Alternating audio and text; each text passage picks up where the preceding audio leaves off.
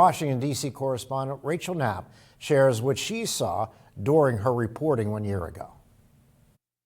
No one knows how much longer this war will continue, but as the months continue to drag on, we felt it was our journalistic responsibility to go back to Europe to cover the crisis. This time, we went inside Ukraine. It was our first time reporting from a war zone.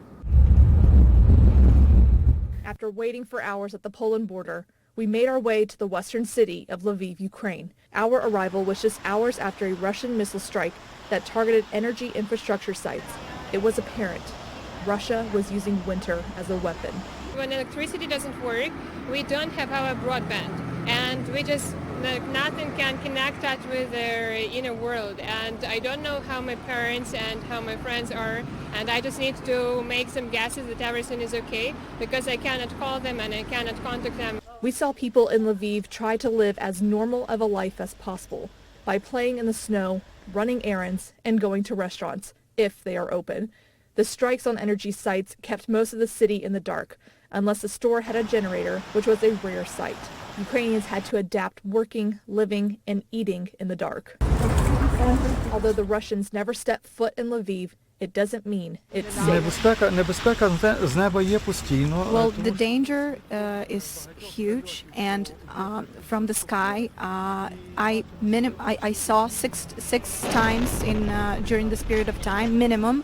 The missiles in the sky. Across town, we saw people prepare for these attacks by stacking sandbags by windows and statues. The sandbags to protect the windows from the bombing, because at the beginning of the war, when there were fast rockets attacks on Lviv, also people were very afraid.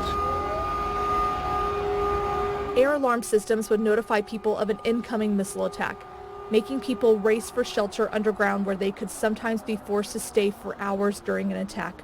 We were lucky we didn't experience that when we were in Ukraine. But what we did experience was seeing strangers helping strangers. We met with people making humanitarian runs into Ukraine and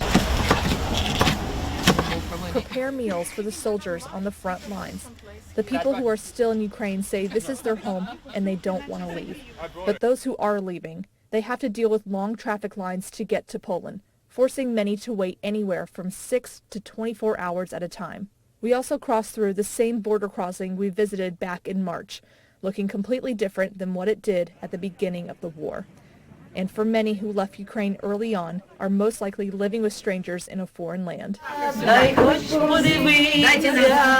The fact that there are other people from your homeland is very helpful. For this group in the south of England, they frequently meet up to keep a sense of community.